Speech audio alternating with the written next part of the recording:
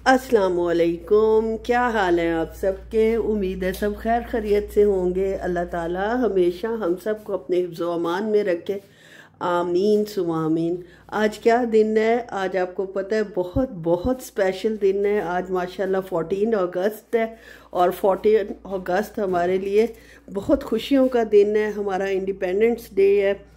हमारे कायदे आज़म ने और हमारे बुज़ुर्गों ने बहुत मेहनत करके हमें ये मुल्क की हमें आज़ादी की नेमत से नवाजा है और अल्लाह का शुक्र है आज पूरी कौम जो है वो सेलिब्रेट कर रही है।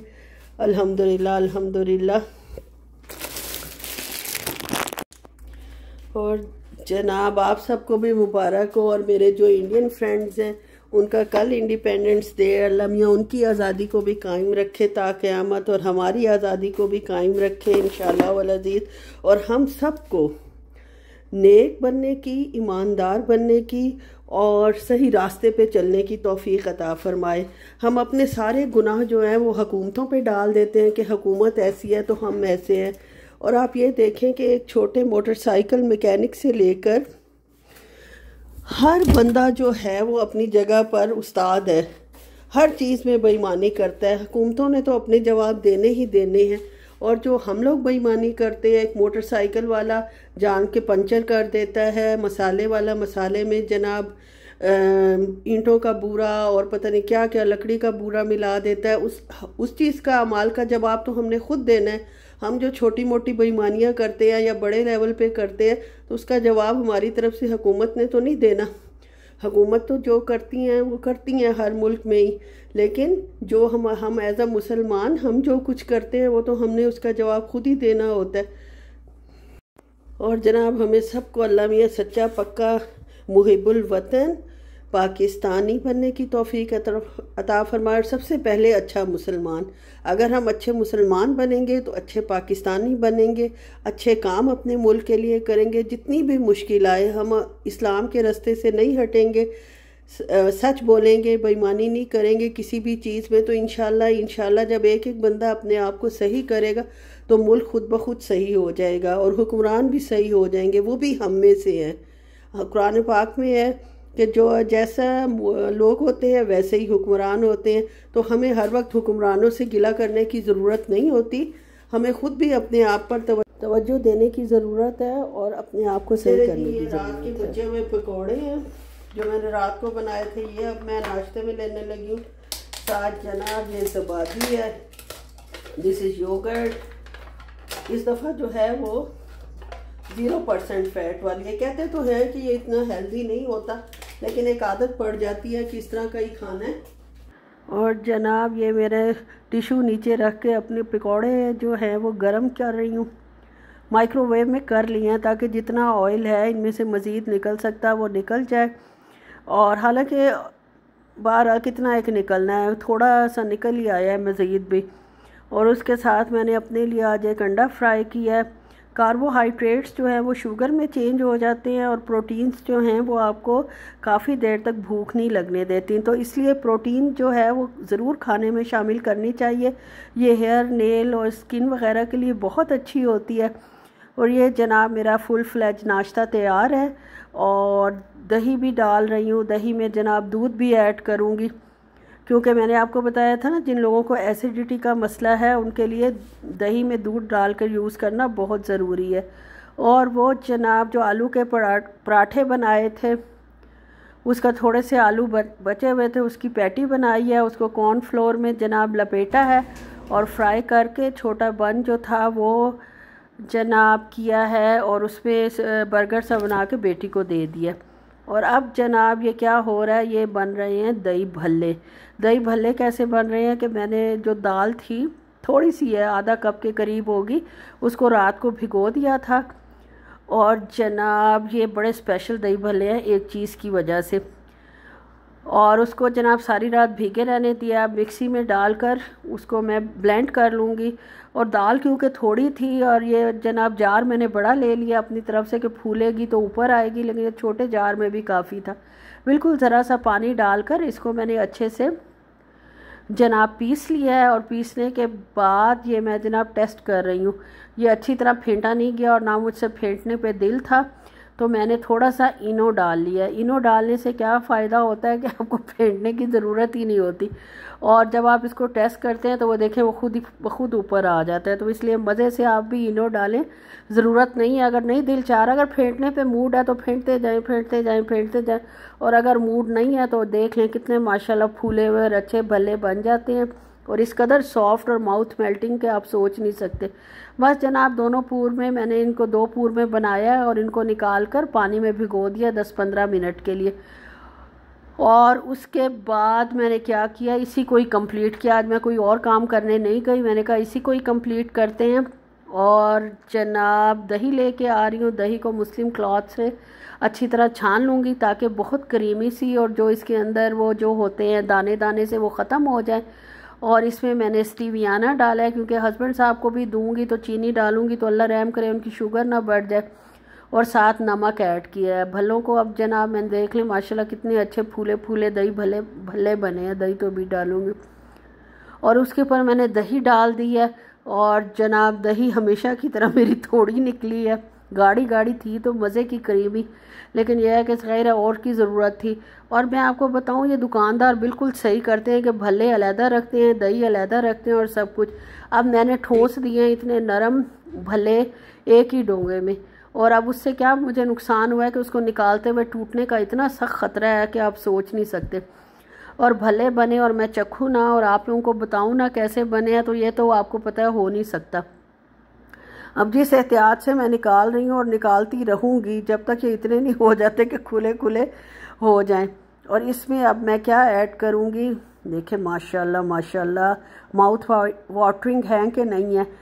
अगर आप में से कोई इस तरह शेयर करता तो मेरे तो वाकई मुंह में पानी आ जाना था। इसके ऊपर सबसे पहले फिर मैंने काला नमक डाला है, और इसमें जनाब मैंने आज वो भी डाली थी, किशमिश भी डाली थी इसके मटीरियल में। अब इसके ऊपर दही भल्लों वाला चाट मसाला डाला है, नमक ग्रीन चटनी और मीठी चटनी। और दही भल्लों वाला चाट मसाला क्या है, वो ये है कि इसमें आपने सूखा धनिया, सफ़ेद ज़ीरा और लाल मिर्च पीस लेनी है, और बस वही मिक्स कर लें और आपका दही भल्लों का मसाला और काला नमक ऐड करें। वाह क्या बात है। आज जश्न आज़ादी का दिन था, और जनाब मैंने कहा मेरे पास वाइट और ग्रीन कपड़े तो हैं नहीं, पाकिस्तान में होती तो कोई गुंजाइश निकाल के छोटे मोटे बना ही लेती, लेकिन अब क्योंकि यहाँ हूँ तो यहाँ तो नामुमकिन ही है। यहाँ की वजह से तो मैंने ईद पे भी पुराना जोड़ा पहना था। बहरहाल दही भल्लों में ग्रीन चटनी डाली है और वाइट कलर की दही से मैंने अपना जनाब जश्न आज़ादी बना लिया है। और मशीन भी जनाब कॉफ़ी बनाई है तो कॉफ़ी अंदर अल्हम्दुलिल्लाह गिर गई है। अब उसको साफ़ कर रही हूँ, नीट करके रखूँगी, वरना जैसे ही खुश्क होगी इसमें से स्मेल आने लग जाएगी। दूध भी होता है, कॉफ़ी भी होती है, तो इसको अच्छे से साफ़ कर कर अपनी जगह पे इसको रखूँगी। और जनाब ये आखिर साफ़ हो ही गई। उसके बाद हस्बैंड साहब के आने का वक्त हो गया। टी ब्रेक हमारा शुरू होने वाला है 12 बजे। लंच ब्रेक में ये टी ब्रेक करते हैं, और इनको सबसे ज़्यादा पसंद है मस्का बन। मस्का बन के लिए आपको पता है वही क्रीम लगानी है, ऊपर स्टीवियाना डालना है। मेरे लिए तो खैर ये बहुत ही इजी है, मुझे खैर इतनी क्रीम देना इनको पसंद है भी नहीं, लेकिन मैं क्या करूं। अब मतलब वो गुस्से होते हैं अगर मैं नहीं देती ज़्यादा इनको। इतना समझाऊं तो समझ भी जाते हैं, लेकिन अगर मेरा अपना दिमाग फिरा हो तो घंटा कौन समझाने में लगाए। इससे बेहतर है कि आप जो है वो इसके ऊपर क्रीम डालें, लगाएं, ऊपर स्टीवियाना डालें, और ये आपका मस्का बन जो है वो तैयार हो गया। इतना इजी, आसान और मुहज़्ज़ब तरीके से। और जनाब इसको अब हम डालेंगे लिफाफे में, और इसको मैं अच्छी तरह रैप कर दूंगी ताकि ये सूखे ना। बाकी चिप्स 3 दिन से जो ये वापस करें वो हर रोज़ मैं फिर भी हिम्मत करके डाल देती हूँ अंदर के मैं भी खा लें। और आज जनाब मुझे क्या शौक़ चढ़ा है, मैं अपने सारे पर्स एक जगह इकट्ठे कर रही हूँ और इनकी छांटी कर रही हूँ। असल में मेरे पास थोड़े से पाकिस्तान के पैसे थे जो मेरे ज़ाती थे, और वो मुझे याद नहीं आ रहा था कहाँ थे। इसको ढूंढने के लिए मैंने अपने जनाब सारे बैग्स को निकाला है। हालांकि इतने बैग्स जो है ये मुख्तलिफ टाइम्स में लिए गए हैं और ज़रूरत के हिसाब से लिए गए हैं। ये जो ब्लैक बड़े वाला है ये तो मैंने लिया था एयरपोर्ट के लिए, कि टिकटें वगैरह भी रखी हुई होती हैं और बाकी कुछ भी। और ये जो मस्टर्ड वाला है ये गुल अहमद की सेल से लिया था 2 साल पहले, और ये भी एयरपोर्ट के हिसाब से ही लिया गया था। आम तौर पर मैं छोटे बैग यूज़ करती हूँ जिसमें जो है वो बस ज़रूरत का सामान आ जाए। और ये जनाब देख लें इसमें क्या कुछ निकलेगा, रसीदें वगैरह भी पड़ी हुई हैं और पैसे मिल जाए जो मैं ढूंढ रही हूँ तो बस मेरा मकसद पूरा हो जाए। लेकिन खैर अच्छी बात है, छांटी भी आज इन बैग्स की हो गई है और हर चीज़ अपनी जगह पे भी पहुंच गई है। ये जनाब आर्टिफिशियल ज्वेलरी चांदी की भी है इसमें और आर्टिफिशियल भी है, ये मैंने आपको भी साथ शेयर कर देती हूँ। ये पड़ी हुई है, पता नहीं पहले तो चांदी काली हो जाती थी। ये चांदी का सेट मैंने अपनी फ्रेंड से बहावलपुर से मंगवाया था और ये इतना पुराना सेट है, तकरीबन 12-14 साल, और अंदाज़ा करें ये सेट काला हुआ ही नहीं। और उसने जाहिर है कि बहावलपुर से ओरिजिनली ला के दिया होगा, अल्लाह उसको जन्नत नसीब करे। इतनी यंग एज में बेचारी फौत हो गई और हार्ट अटैक उसको हुआ था।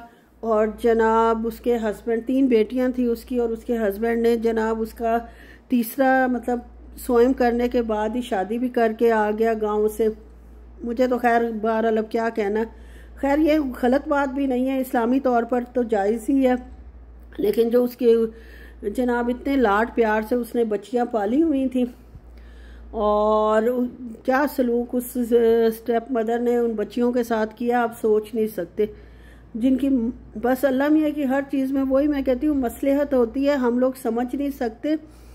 एक बंदा जो दूसरे के साथ कर रहा होता है उसका तो इम्तिहान होता है, लेकिन एक बंदा अपने अमाल का जवाब दे भी हो जाता है कि दूसरी शादी की इजाज़त अल्लाह ने दी है, तीसरी की दी है, लेकिन साथ बच्चों को संभालने और उसको करने के भी आदाब बताए हैं। अगर आप एज अ मुसलमान, यार हम वैसे मुसलमान होने कहलाते हैं सिर्फ, लेकिन अमलन हम बिल्कुल भी मुसलमान नहीं है। हमारे कोई अमाल हमारे मज़हब के मुताबिक नहीं है।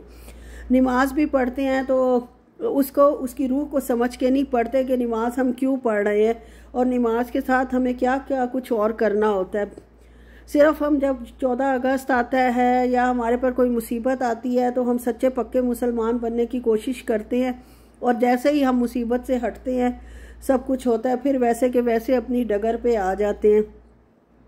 सिवाय मज़दूर तबके के मैं तो कहती हूँ कोई बंदा ईमानदार नहीं है। मज़दूरों में भी खैर मुख्तलिफ कैटेगरीज़ हैं। एक बंदा जो है वो बहुत ईमानदारी से काम करता है और एक बंदा टरखा के चला जाता है, वो भी ज़ाहिर है फिर बेईमानी में शामिल हो जाता है।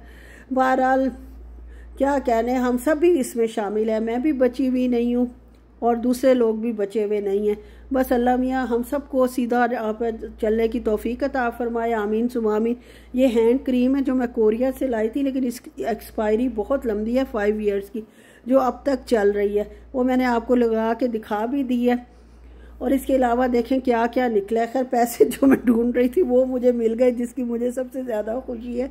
हैं तो थोड़े से, इतने ज़्यादा तो नहीं है, लेकिन जब बैठे बिठाए आपके जहन में ये बात खटके कि आपके पास कुछ पैसे थे, ये देखें, ये मेरे ख्याल में मैं आपको दिखा भी रही हूँ, जो भी थे थोड़े बहुत। तो अब तो खैर जितने भी पैसे हो कम है। जो पाकिस्तान की इकॉनमी हुई है, इंशाल्लाह बेहतरी की उम्मीद रखनी चाहिए। हमेशा पॉजिटिव सोचना चाहिए, नेगेटिविटी की तरफ कभी भी नहीं जाना चाहिए। एक भी अच्छी बात है तो उसको हाईलाइट करना चाहिए, बजाय इसके कि क्योंकि जहन इतने मैच्योर होते नहीं हैं, लोग नेगेटिव बात का असर जल्दी लेते हैं, पॉजिटिव बात को बहुत कम एक्सेप्ट करते हैं या एक्सेप्ट करने में बहुत टाइम लगाते हैं। तो इसलिए हमें बच्चों को भी और ख़ुद को भी हमेशा पॉजिटिविटी की तरफ रखना चाहिए और अच्छी बात को रिपीट करना चाहिए बार बार, ताकि अच्छा माहौल पैदा हो।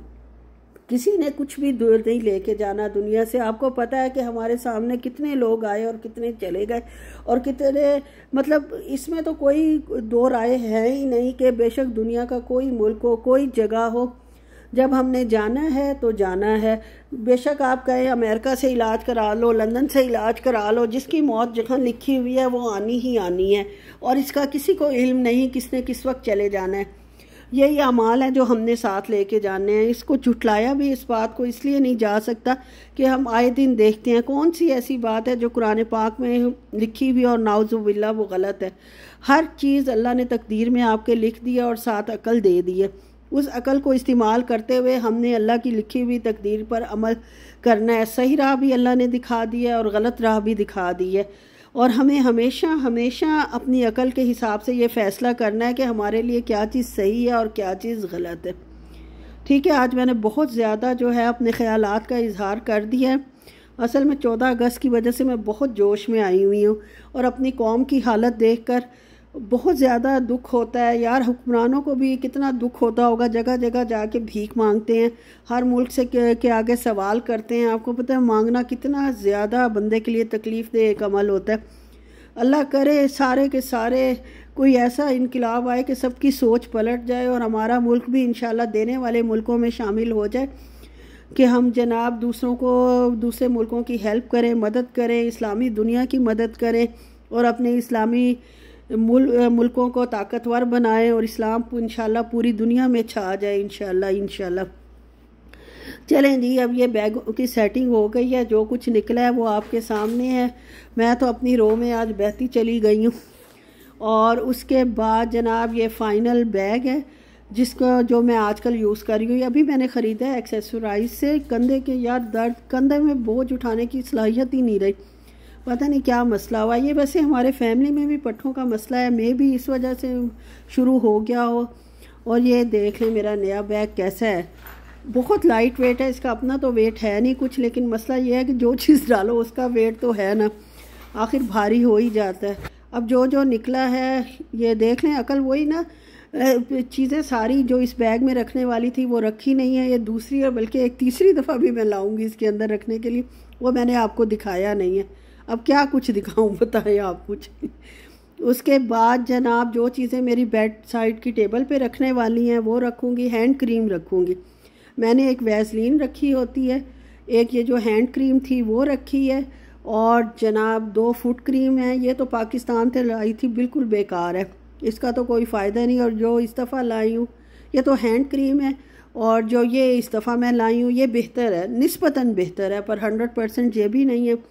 और ये जनाब मेरे गले ख़राब की दवाई, दारचीनी और शहद का मिक्सचर है, जो हमेशा मेरी साइड टेबल पर मौजूद रहता है। जैसे ही गले में ख़राश आई थोड़ा सा चाट लेती हूँ, अल्हम्दुलिल्लाह तो दवाई की ज़रूरत बिल्कुल भी नहीं रहती। बस जनाब हर चीज़ अपने ठिकाने पे रखूँगी और आपसे चाहूँगी इजाज़त। आप बताएं मुझे आपको मेरा व्लॉग कैसा लगा, मेरी बातें कैसी लगी, आप किस हद तक मुझसे एग्री करते हैं। अगर एग्री करते हैं तो आज से हम सब अहद करते हैं कि हम अपने आप को सच्चा पक्का मुसलमान और मुहिब्बुल वतन बनाने की 100% कोशिश करेंगे। अपने बच्चों में यही चीज़ डालेंगे, मुकाबले और कंपटीशन में बिल्कुल नहीं आएंगे, अपने हालात और अपने हिसाब से चलेंगे इंशाल्लाह। ओके जी, अल्लाह हाफिज़। अपना बहुत ख्याल रखें, दुआओं में याद रखें, हंसते बसते रहें। आमीन सुआमीन।